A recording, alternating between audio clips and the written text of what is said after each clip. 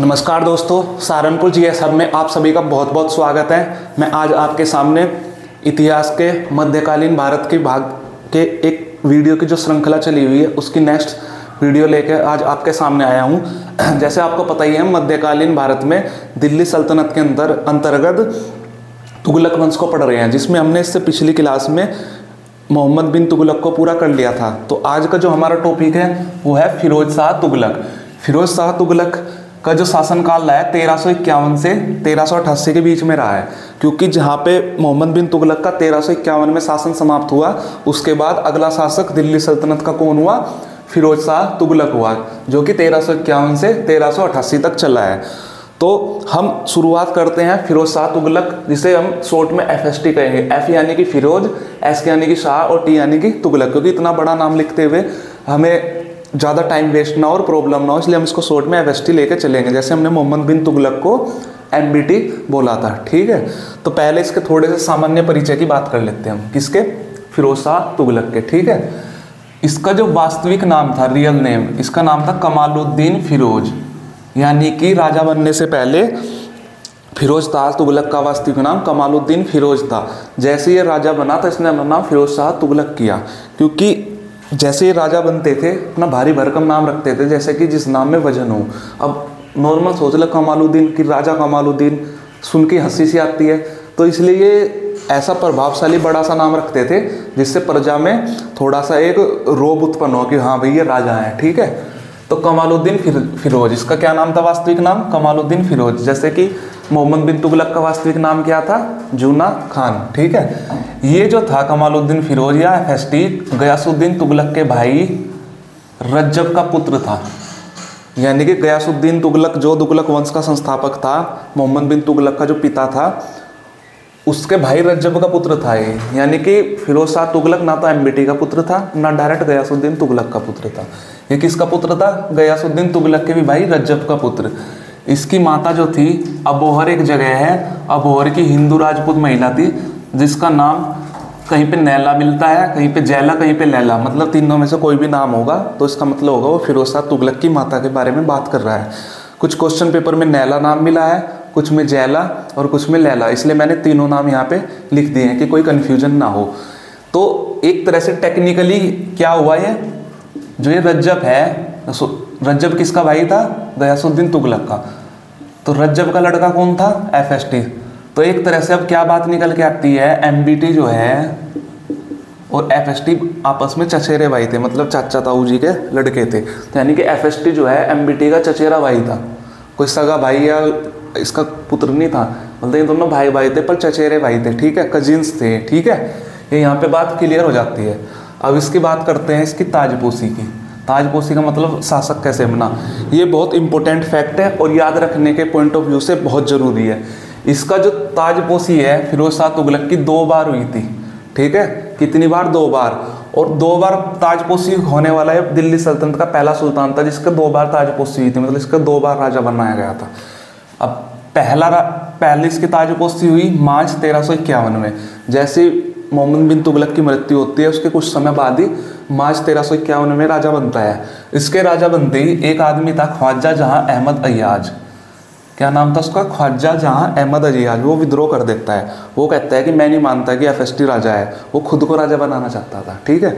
तो इसलिए ख्वाजा जहां अहमद का जब विद्रोह जाता है इसके राजा बनते ही, ये FST क्या करता है? FST इसकी हत्या करता है। यहाँ पे हम लिख देंगे FST द्वारा हत्या, ठीक है। मतलब इसके विद्रोह को दबाया गया और इसकी मृत्यु, मतलब हत्या कर दी किसने? FST द्वारा। इसकी क्या कर दी गई? हत्या। FST ने इसके विद्रोह को दबाया और इसकी हत्या करने के बाद फिर से दोबारा अगस्त 1351 में इसने दोबारा से अपनी ताजपोशी कराई। भाई अब सोचोगे मार्च से लेकर अगस्त तक का टाइम इसने विद्रोह किया जाता है, यानी कि विद्रोह को दबाना इतना आसान होता है कि एकदम से जाएगा, चुटकी बजाएगा, विद्रोह दब जाएगा। तो ये सारा टाइम लिया, इसको इसकी हत्या की, इसके विद्रोह को सफलतापूर्वक दबाने के बाद इसने फिर से लोगों को कहा कि भाई मैं ही वास्तविक अगला शासक हूँ दिल्ली सल्तनत का। तो फिर इसने अगस्त 1351 में अपनी ताजपोशी दूसरी बार कराई, यानी कि 2 बार ताजपोशी, और इसने 2 बार ही खलीफा से सनद प्राप्त करी। 2 बार खलीफा से सनद का मतलब होता है अप्रूवल, 2 बार खलीफा से शासन की सनद प्राप्त की। ठीक है, इसमें याद रखने वाला पॉइंट ये है कि ये पहला सुल्तान है ऐसा दिल्ली का, पहला सुल्तान। कहाँ का? डीएस लिख रहा हूँ मैं, दिल्ली सल्तनत का, जिसकी 2 बार ताजपोशी होती है। मतलब दिल्ली सल्तनत में अभी तक कोई ऐसा सुल्तान नहीं हुआ जिसकी 2 बार ताजपोशी हुई हो, इसकी 2 बार ताजपोशी हुई थी। ठीक है, इसमें याद क्या करना है कि दिल्ली सल्तनत का ऐसा पहला सुल्तान कौन है जिसकी 2 बार ताजपोशी हुई? कौन था? फिरोज शाह तुगलक। कब कब हुई? मार्च 1351 में और अगस्त 1351 में। क्लियर? यहाँ पे हो जाती क्लियर बात ये। तो अब आता है हमारा मेन टॉपिक, शासन प्रशासन का आधार, कि अब राजा तो बन गया है, इसके शासन प्रशासन का आधार क्या था। जैसे कि अगर हम बात करें अलाउद्दीन खिलजी की, उसने भी क्या किया था, वो उलेमा वगैरह को शासन प्रशासन में डायरेक्ट उनका इंटरफेयर वो बर्दाश्त नहीं करता था। वहीं पे जैसे इससे पहले ही मोहम्मद बिन तुगलक को ले लो। ठीक है, वो राजतत्व के दैवीय सिद्धांत में विश्वास करता था, वो भी नहीं चाहता था कि ये उलेमा वगैरह का इंटरफेयर हो। बाद में उसने तो खलीफा तक से सनद नहीं प्राप्त की थी, अप्रूवल नहीं लिया था, बाद में भले ही ले लिया हो 1344 में जब अपनी योजनाओं में असफल हुआ। तो अब देखते हैं थोड़ा सा कि इसका क्या तरीका था शासन प्रशासन को चलाने का। तो इसका जो शासन प्रशासन का आधार था वो इस्लाम धर्म था। मतलब ये डायरेक्ट मानता था कि इस्लाम धर्म के अनुसार ही मैं तो शासन चलाऊंगा, मैं उलेमा वर्ग का इंटरफेयर भी बर्दाश्त करूंगा, मतलब मैं उलेमा लोग हैं जो उनसे भी सलाह लूंगा, मतलब बिल्कुल ये एमबीटी वगैरह से उल्टा चला। ठीक है, इसने करा इस्लाम धर्म का आधार बनाया शासन प्रशासन का, कि इस्लाम धर्म के अनुसार चलाऊंगा मैं अपने शासन को। ठीक है, इसी वजह से बर्नी जो इतिहासकार है इसने एक बात कही है इसके बारे में कि दिल्ली का पहला सच्चा मुसलमान शासक है कौन? फिरोज शाह तुगलक। दिल्ली का पहला सच्चा मुसलमान शासक क्यों? क्योंकि इसने शासन का आधार किसे बनाया? इस्लाम धर्म को।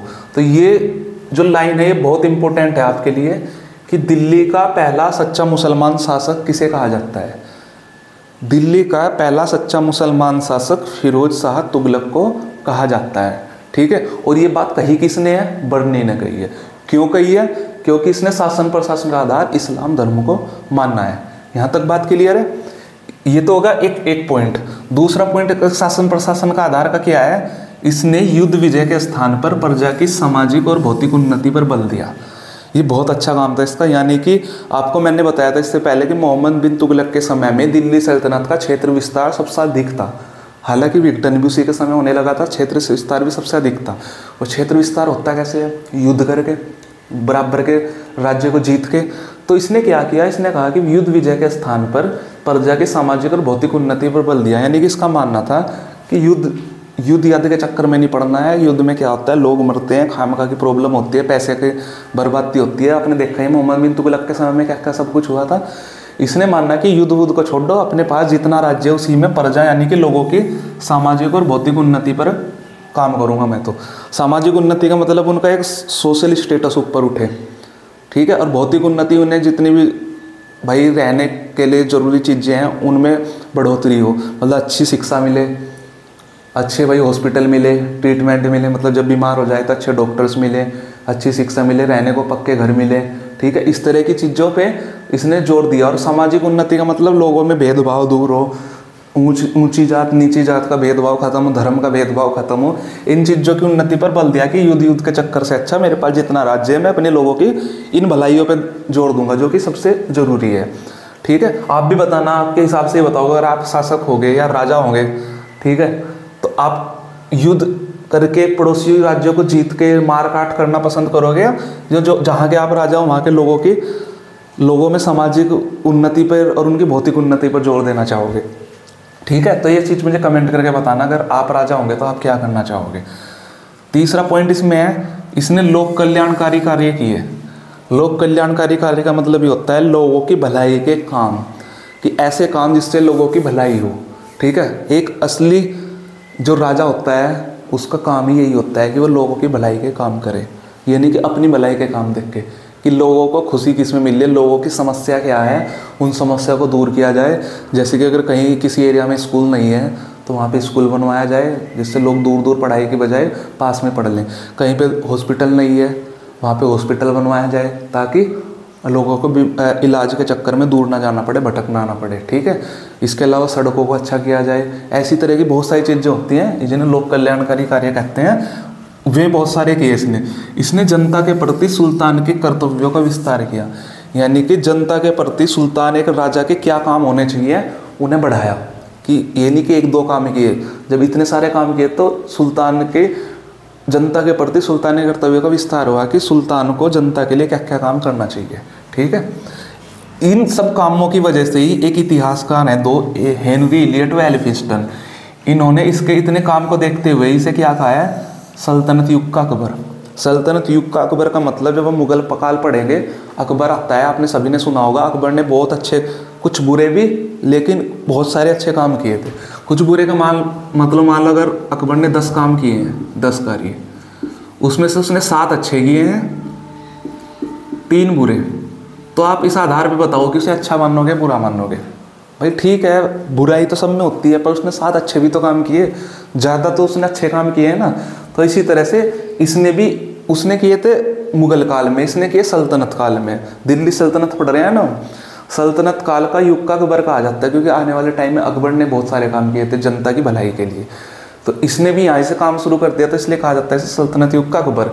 ये भी बहुत इंपॉर्टेंट फैक्ट है, ठीक है। इसके अलावा ये बहुत इंपॉर्टेंट फैक्ट है कि दिल्ली का पहला सच्चा मुसलमान शासक भी कौन है, फिरोज शाह तुगलक। सल्तनत युग का अकबर कौन है, फिरोज शाह तुगलक। 2 बार ताजपोशी किसकी हुई, फिरोज शाह तुगलक की, ठीक है। मतलब वैसे तो सारे ही पॉइंट मैंने फालतू का कुछ नहीं करा रहा हूँ आपको, जो सबसे ज़्यादा इंपॉर्टेंट है वही लिख रहा हूँ। अगर इसमें से भी आप इंपॉर्टेंट की कोशिश करोगे तो फिर थोड़ी दिक्कत हो जाएगी। फिर भी मैं इसमें से भी जो सबसे ज़्यादा इंपॉर्टेंट है वो भी बता रहा हूँ, बाकी ये सारे ही इंपॉर्टेंट है, मैं एक्स्ट्रा चीज़ कुछ नहीं लिखवा रहा या कुछ भी मैं आपके सामने लेके नहीं आ रहा हूँ, ठीक है। अब एक और पॉइंट देख लेते हैं इसमें। FST के समय विचारत संस्था यानी कि वजीर का पद चरमोत्कर्ष पर था। देखो वजीर, मैंने आपको बताया था कि वजीर जो है राजा के बाद ना, ये नहीं भी बताया हो, मेरे को याद नहीं आ रहा, मैं अब बता देता हूँ। वजीर का पद राजा के बाद सबसे महत्वपूर्ण पद होता था। जैसे राजा तो नंबर 1 पे हो गया, नंबर 1 सबसे ज़्यादा पावर राजा के बाद। राजा के पास अगर किसी के पास पावर होती थी नंबर 2 की, वो वजीर के पास होती थी। इसे लिखा है विजारत संस्था, यानी कि वजीर का पद चरमोत्कर्ष पर था, यानी कि इस FST के समय पे सबसे टॉप लेवल पे था अगर कोई पद तो वो वजीर का था। FST ने अपनी सभी सफलताओं का श्रेय मकबूल को दिया था। क्यों था वजीर का पद, क्योंकि जो FST के समय में जितनी भी सफलताएं हुई ना, चाहे वो लोक कल्याणकारी कार्य हों या जितने भी हैं, उन सब की सफलताओं का क्रेडिट इसने मकबूल को दिया है, जो इसका वजीर था, किसका, FST का। तो मतलब जो भी काम हो रहा है वो उनमें सबका क्रेडिट किसे जा रहा है, कि भाई वजीर को जा रहा है। वजीर का नाम क्या है, मकबूल, कि इसने काम किया, इसलिए टॉप लेवल पे माना जाता है कि सबसे टॉप लेवल पे इसी टाइम था, ठीक है। तो इसके बाद हम देखते हैं कुछ और चीज़ें। यहाँ पे तो हमने एक बेसिक इंट्रोडक्शन सा ले लिया इसके बारे में। अब इसके पूरे जीवन के बारे में हम 5 भागों में पढ़ेंगे। पहला राजनीतिक घटनाक्रम, दूसरा सामाजिक कार्य, तीसरा आर्थिक कार्य, चौथा निर्माण कार्य, धार्मिक कार्य, यानी कि इसके समय में क्या क्या घटना घटी है, राजनीतिक घटनाएं, किसी का विद्रोह हुआ है या कुछ भी हुआ है। दूसरा इसने वही मैंने बताया भी लोक कल्याणकारी कार्य, सामाजिक कार्य किए हैं, क्या क्या काम किए हैं वो सामाजिक कार्य। तीसरा आर्थिक कार्य, क्या क्या किए हैं इसने, मतलब अर्थव्यवस्था को सुधारने के, क्योंकि आपको पता है इससे पहले मोहम्मद बिन तुगलक के समय में कितनी धन की हानि हो चुकी थी, उसकी जो 5 प्रमुख योजनाएं असफल हुई थी। चौथा फिर निर्माण कार्य क्या क्या किए इसने। 5वां धर्म के लेके किसने कार्य क्या किए, क्योंकि इसने भी अपना धर्म का आधार क्या बनाया था, शासन प्रशासन का आधार इस्लाम का धर्म। तो हम इन्हें एक एक करके पढ़ेंगे, लगभग आज की क्लास और इससे एक अगली क्लास में कंप्लीट हो जाएगा, ठीक है। आज हम कोशिश करेंगे पहले 2 को तो कंप्लीट करने की। तो हम बढ़ते हैं अपने अगले टॉपिक पर, ठीक है, जिसमें जो है कि हमारा राजनीतिक घटनाक्रम।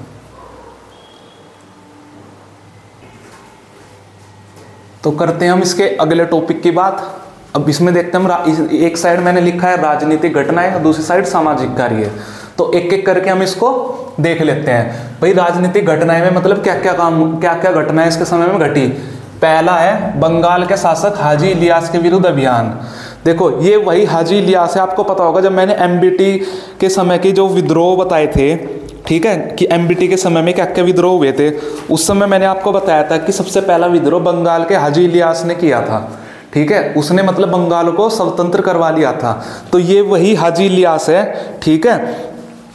ये जो हाजी इलियास है इसके खिलाफ एमबीटी तो मर चुका था, एमबीटी का एफएसटी ने इसके खिलाफ क्या किया, अभियान चलाया। ठीक है, तो इस समय क्या हुआ, इलियास जो है, ये जो हाजी इलियास है, ये बंगाल की राजधानी जो बनाई हुई थी उसमें रहता था, क्योंकि राजा कहाँ रहते हैं, उसमें राजधानी में ही।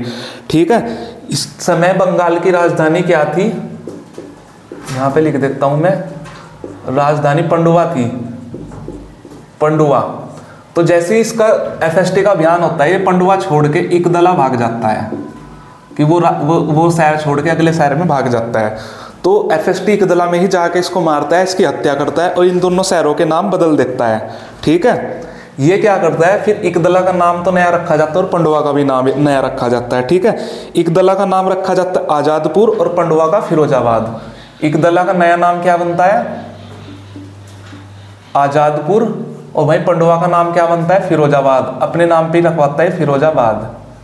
ठीक है, ये यूपी वाला फिरोजाबाद नहीं है, ये बंगाल का फिरोजाबाद है। ठीक है, मतलब क्या हुआ, जो बंगाल का शासक था जिसने बंगाल को स्वतंत्र कर लिया था, हाजी इलियास ने, किसके समय में, मोहम्मद बिन तुगलक के, तो इसके विरुद्ध फिरोज शाह तुगलक अभियान करता है। ठीक है, ये फिरोज शाह तुगलक इसके खिलाफ क्या करता है, अभियान। उस समय हाजी इलियास अपनी राजधानी पंडुआ में रह रहा था। जैसे अभियान होता है फिरोज शाह तुगलक का, तो राजधानी छोड़ के इकदला भाग जाता है।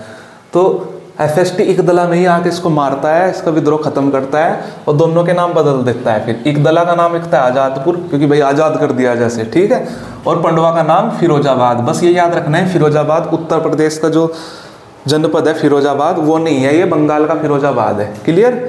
इसके बाद दूसरा अभियान होता है, दूसरी घटना 1359 में, 59 या 60 में, 1359 से 60 के बीच में दूसरा बंगाल अभियान होता है एफएसटी का। पहला तो हो चुका है, फिर होता है दूसरा।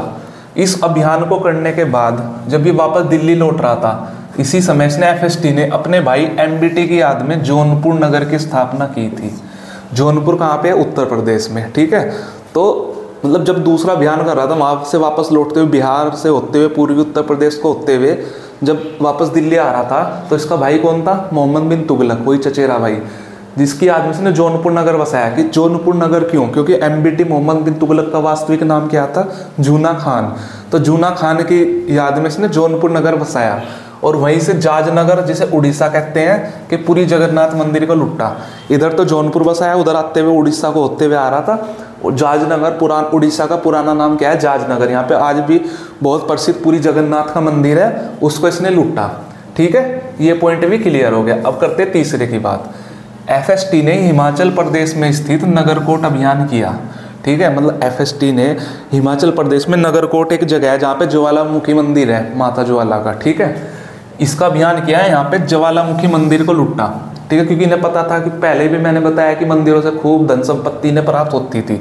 मंदिर को लूटा, साथ ही यहाँ 1300 हिंदू धर्म ग्रंथों को अपने साथ दिल्ली ले आया।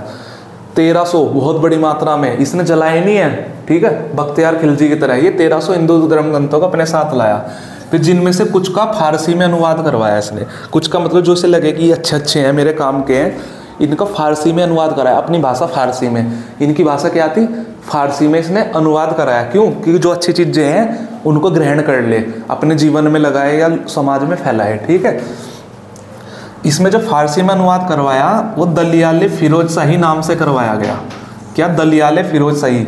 और किसने किया ये अनुवाद, एजुद्दीन के द्वारा कराया गया। इसमें आपको क्या याद रखना है कि जो ज्वालामुखी मंदिर से हिंदू धर्म ग्रंथ चुराए गए थे, उनको किस नाम से अनुवाद करवाया गया, ये इंपॉर्टेंट है, दलियाले फिरोज शाही से। और किसने किया, एजुद्दीन ने। दोनों नाम आपके लिए इंपॉर्टेंट है। फिर लास्ट है इसमें अंतिम अभियान इसका हुआ था थट्टा। थट्टा कहाँ पे है, सिंध में। सिंध के थट्टा में इसका अंतिम अभियान हुआ था। आपको याद होगा मोहम्मद बिन तुगलक का भी अंतिम अभियान थट्टा ही था, तो इसका भी अंतिम अभियान थट्टा में ही हुआ था। क्लियर। यहाँ पे राजनीतिक घटना हमारी कंप्लीट हो जाती है। अब थोड़ा सा इधर की तरफ हम देख लेते हैं इसकी सामाजिक कार्य। इस साइड का देखो हमने पूरा कर दिया, इस साइड का आप चाहो तो स्क्रीनशॉट ले सकते हो, इस साइड को हो चुका है पूरा। अब इस साइड पे हम कर लेते हैं थोड़ा सा सामाजिक कार्यों के बारे में कि इसने दुनिया के लिए, समाज के लिए, अपने जहाँ पे इसका शासन था उसके लिए, वहाँ के लोगों के लिए इसने क्या क्या काम किए। ये बहुत इंपॉर्टेंट है सारे के सारे, तो एक एक करके हम पढ़ते हैं। मैंने बताया था ना कि इसने प्रजा की भलाई की, भौतिक उन्नति और सामाजिक उन्नति के बारे में काम करने पर बल दिया, तो उसे ही पढ़ते हैं उसी क्रम में आगे। पहला इसने रोजगार दफ्तर विभाग की स्थापना कराई। रोजगार दफ्तर या रोजगार विभाग की, मतलब लोगों को रोजगार कैसे मिले उसका एक अलग ही डिपार्टमेंट बना दिया कि ये नौकरियां निकालेगा, इससे लोगों को रोजगार मिलेगा, कहीं ना कहीं लोगों को काम पे लगाया जाएगा। जिससे क्या होगा, लोगों को काम पे लगेंगे तो उनको पैसे मिलेंगे, पैसे मिले उनका घर चलेगा, अच्छी मतलब शिक्षा लेंगे उनके बच्चे और अच्छा खासा उनका रहन सहन में उन्नति होगी। ठीक है। दूसरा दान विभाग, जिसे खैरात विभाग भी कहा जाता है, और या दीवान खैरात की भी स्थापना की। देखो 3 नाम है इसके, दान विभाग, खैरात विभाग या दीवान खैरात, कुछ भी आ जाए इनका संबंध एक से ही है कि एक अलग डिपार्टमेंट बना दिया दान के लिए कि भाई जिनके पास धन है अच्छा खासा, जिसकी कमाई अच्छी चल रही है, वो कुछ हिस्सा दान में दे, जिससे गरीब लोगों का भला हो, गरीब लोगों के लिए योजनाएं बने। क्लियर। तीसरा पेंशन विभाग। पेंशन विभाग तो हमने अपने हिंदी में लिख दिया है, इसको उस समय क्या बोलते थे, दीवान इश्तिहार की स्थापना हुई। पेंशन विभाग मतलब जो बड़े बूढ़े विधवाएं हैं, बूढ़े लोग हैं जो काम नहीं कर सकते हैं, या जिनके बच्चे नहीं हैं, वो खाली मतलब किसी पे डिपेंड ही नहीं है, कुछ कर ही नहीं सकते हैं, बच्चे हैं नहीं, मृत्यु हो गई या किसी के थे ही नहीं बच्चे, तो उन लोगों के लिए, बूढ़ों के लिए, विधवाओं के लिए, तो इन्होंने क्या किया, पेंशन विभाग बनाया कि इन्हें सरकारी की तरफ से पेंशन दी जाएगी, कि कुछ रुपये दिए जाएंगे महीने का अपना खर्चा चलाने के लिए। ठीक है। क्लियर हो गया। ये भी सब सामाजिक उन्नति के लिए है लोगों की। चौथा दारुल सफ़ा, जिसे शिफा खाना भी कहा जाता है। दारुल सफ़ा नाम से खैराती अस्पताल का निर्माण हुआ। खैराती अस्पताल का निर्माण, खैराती का मतलब यहीं से समझ लोगे आप, दान विभाग है, खैराती विभाग मतलब गरीबों के लिए एक अस्पताल बनाया गया जिसका नाम क्या था, दारुल सफ़ा, या जिसे शिफा खाना भी कह सकते हैं, जिसमें यूनानी पद्धति से चिकित्सा मुफ्त दी जाती थी। मतलब चिकित्सा की पद्धति कहीं सही नहीं, यूनानी पद्धति, ठीक है, अंग्रेजी पद्धति या फिर आयुर्वेद पद्धति, इसमें क्या आती है, यूनानी पद्धति या होम्योपैथिक, जैसे आजकल आता है होम्योपैथिक की भी दवाएं आती हैं, तो यूनानी पद्धति से जो चिकित्सा है वो फ्री दी जाती थी, इसलिए क्या था, खैराती अस्पताल। तो मतलब लोग अगर बीमार हो रहे हैं तो उन्हें पैसे खर्च करने की जरूरत नहीं है, जैसे आजकल मान लो सरकारी अस्पताल होता है जैसे। ठीक है। तो ये हो गया। 5वें पे आते हैं। इसे ना मतलब 5वें पढ़ने से पहले एक चीज़ जान लेना, जो फिरोज शाह तुगलक है, इसको ना दासों का बहुत शौक था, मतलब इसे दास रखने का बहुत शौक था। इसके समय में कहा जाता है कि सबसे अधिक दास इसी के समय में थे। दास मतलब गुलाम, जिनका काम काज करेंगे, नौकर चाकर होंगे। ठीक है। तो इसने क्या किया कि जब इसको दासों का इतना ज़्यादा शौक था तो इन्हें दासों के लिए एक अलग विभाग बना दिया, जिसे क्या कहा जाता था, दीवाने बंदगान। अभी तक दासों के लिए कोई विभाग नहीं बना था, गुलामों के लिए इन्होंने अलग बना दिया कि गुलाम इसमें, इस विभाग में जो अधिकारी होंगे वही गुलामों की खरीद बिक्री करेंगे, अच्छे अच्छे गुलामों को खरीद के लाएंगे। तो नाम से बनाया, और इसी के जो ये इसके पास जितने भी गुलाम थे ना, मैंने बताया ना, सबसे ज़्यादा गुलाम इसी के समय थे, तो इन गुलामों को कहीं पे तो काम में लगाएगा ही। इसके समय में 36 कारखाने चलते थे जो 2 प्रकार के होते थे, मतलब टोटल 36 कारखाने या 36 फैक्ट्रियाँ होती थी जो 2 प्रकार की होती थी, उसमें सारे के सारे गुलाम काम करते थे। उन 2 प्रकार में पहला प्रकार था रतीबी, ये बहुत इंपॉर्टेंट है, और दूसरा था गैर रतीबी। मतलब जो कारखाने हैं ना 36, ये 2 प्रकार के होते थे, इनमें से एक प्रकार था रतीबी, दूसरा था गैर रतीबी। रतीबी में क्या होता था, प्रतिदिन भोजन व्यवस्था कर हेतु काम होता था। मतलब रतीबी नाम की जो फैक्ट्री होती थी, जितनी भी थी 36 में से, उसमें डेली जो भोजन की व्यवस्था होती थी, भाई राजा के महल में भोजन बनना है, राजा के अधिकारियों का भोजन, खाने पीने की चीज़ें बनने का काम इसमें होता था। तो इसमें जो डेली भोजन की व्यवस्था करने का काम था रतीबी में। तो इसमें जो भी गुलाम या जो भी लोग काम करते थे, उनका एक फिक्स सैलरी थी, निश्चित वेतन था, काम हो रहा है नहीं हो रहा, उनकी एक फिक्स सैलरी, उन्हें मतलब इतनी सैलरी मिलेगी जितनी भी उन्हें तय की जाती थी। दूसरा था गैर रतीबी, इसमें श्रम आधारित हस्तशिल्प वस्तुओं का उत्पादन होता था। श्रम आधारित मतलब मजदूरी के आधारित, एक तरह से मजदूरी समझ लो। हस्तशिल्प उत्पादन मतलब हाथ से बनी हुई चीज़ें, जैसे मटका वगैरह, ये चीज़ें होती है ना, आर्ट एंड क्राफ्ट अगर आपने सुना होगा, वो चीज़ें इसमें बनती थी। इसमें जो लोग थे उन्हें निश्चित वेतन नहीं मिलता था, क्योंकि यहीं पे क्या लिखा है, श्रम आधारित। मतलब ऐसे मजदूरी को भाई आपने 10 दिन काम किया था, 10 दिन की मजदूरी के हिसाब से आपको पैसे मिलेंगे।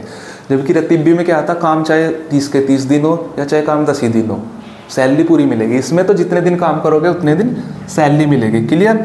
छठा है, इसने खगोल शास्त्रियों की सहायता से एक यंत्र बनवाया था जिसे ताश घड़ियाल या जल घड़ी यंत्र बोलते हैं।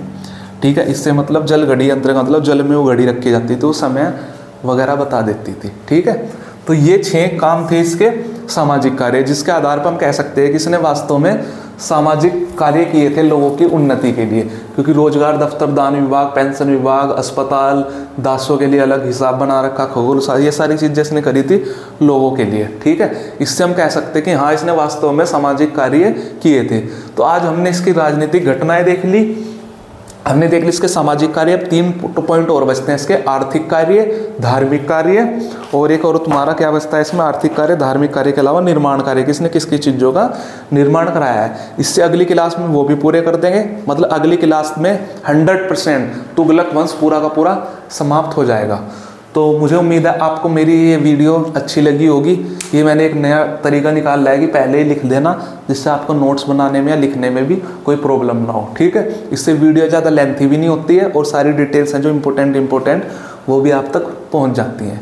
ठीक है, अगर आपको मेरी कोई ये वीडियो अच्छी लगी है तो प्लीज़ लाइक करना और अपने दोस्तों को शेयर करना। और मेरे लिए अगर आपके पास कोई फीडबैक है या कोई इम्प्रूवमेंट है या कोई भी सजेशन है, कोई भी सलाह है, ताकि मैं और अच्छी वीडियो बना पाऊँ, कोई भी आपके मन में सजेशन है वो आप कमेंट बॉक्स में लिख सकते हैं।